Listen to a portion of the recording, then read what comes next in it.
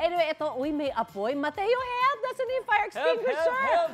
Ayan. Wala na naman. Wala na naman. Naubos na. Naubos na sa heat na jackpot. Alright. Ayan, nandito.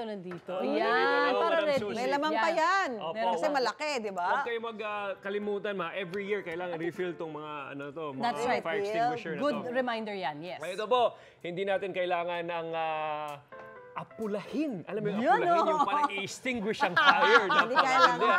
Improving po ang Tagalog natin. Oo, Apulahin. marunong na. Dahil sarap ng Pinoy ulam na ito. Talaga, napakatindi ito. Totoo ba, paborito natin Pinoy ulam. Naglalagablab sa sarap. Yan yung next subject. Naglalagab-gab.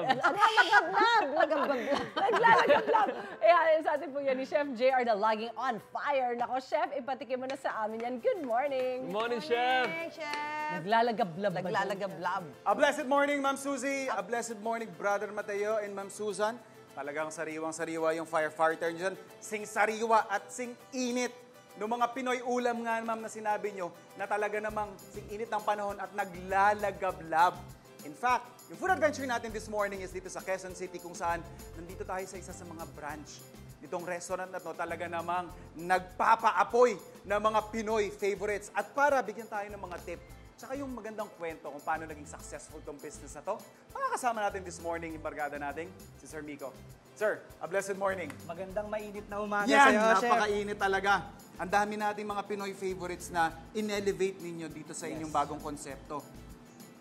Anong naging motivation ninyo para gawing sizzling or naglalagablab yung inyong sineserve? Actually, Chef, paborito ng pamilya ko kumain ng Pilipino. Of course. Di ba? And halos lahat sa Pinoy, pamilyang Pinoy, paborito kumain ng Filipino food. So, ginawa namin, nilagay namin siya sa sizzling para ma-serve siya ng mainit. Kasi ayun yung gusto ng mga Pinoy eh.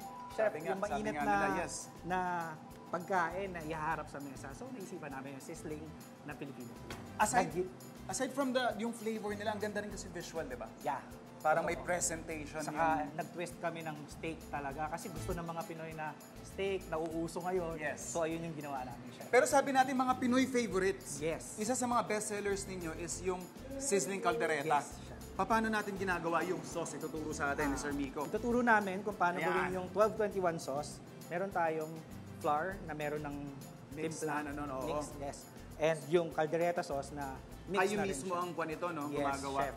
So, yung una nating nilagay is basically yung thickening agent natin. Yes, chef. Siyempre, alam naman natin, pag kaldereta, gusto natin yan, malapot yan, may body. Yes, chef. Yan. Tapos, basically, mga gantong putahe, kaldereta, ano-ano pa yung mga Pinoy favorites yung Sinigang, sinaserve meron natin? tayong sinigang steaks na sizzling, chef. And meron Sinigang na Yes, sir. sizzling, ha? Yeah. At meron din tayong barbecue na liempo na sizzling, chef. So marami talaga. Marami. Yan mga Iba-iba. classic yan. Kahit Yes, Luzon, sir. Visayas, Mindanao, talagang hindi pwedeng hindi Yes, kumakain yan, ano? And basically, yung sa caldereta sauce naman natin, Yes, syempre sir. may cooking time yan. Normally, gaano po katagal ito aabutin? Normally, 10 to 15 minutes, okay na yan, chef. 10 to 15 minutes. So basically, pakukuluan lang natin hanggang Pakukuluan natin hanggang mag-thicken. lumapot siya. Hanggang Okay. makuha natin yung consistency na gusto natin para dun sa sizzling caldereta natin. Exactly. So medyo season lang natin ng konting Salt salt and pepper. and pepper. Alright. Yes, chef. So iwan na natin kay Sir yan. Yes, chef. Tuloy tayo dun sa cooking station natin. Yes, So, once na isang component natin is yung sauce na buo na natin, Yes, chef. dito naman tayo sa pinaka, kumbaga, assembly na Yes, ng chef. putahe natin. So, we have here yung ating vegetable component. Alright? Anong gagawin natin dyan, Ayan yung sir? sauce. Yung ginrill natin na porterhouse, Okay. ginagamit natin is porterhouse. And Eto, sir. yes. Okay. Ano yan, sir? Ilalagay na natin lahat yan? Yes, chef. Ilalagay na Okay. natin dito. So, gawa lang tayo ng ganyan. Mainit na Yan. yung pan natin. Yan. And then, of course, Ito, chef. Ilalagay mo dito, assemble. lalagay na Yan. natin. Chef. Ito, chef. So, yan yung caldereta sauce natin, Sir Miko. Tapos, basically, yung ganito natin na serving, magkano ang presyo nito? 239. 239. May kasama ng rice yun, sir? Yes, may kasama ng rice. And unlimited na rin yun. Oh, talaga? Meron tayong unlimited for Sulit na only sulit. 45 pesos. Alright.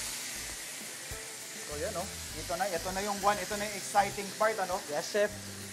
Eh, talagang nag-aapo yung mga sineserve natin from kitchen. Nakikita nila na open tayo kitchen from Yeah. table.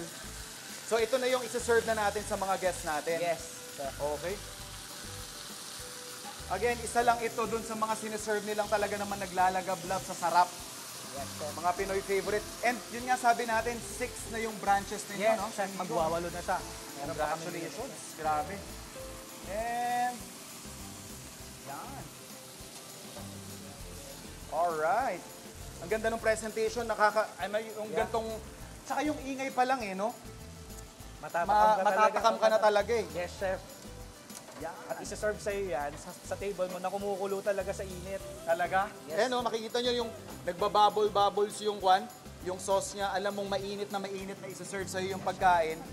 And of course, syempre, kailangan kung masarap ba ito or ano, kailangan nating Mainit matikman lang, yan. medyo mainit talaga. Syempre mga kapuso, mainit to. Since sa akin naman to, bahala dito. Ayan. Oh, mainit na mainit.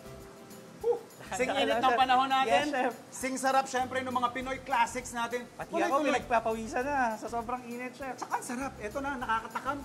Yung mga gantong food adventures, tuloy-tuloy yan dito sa inyong pambansang morning show. Kung saan, laging una ka. Unang hirit!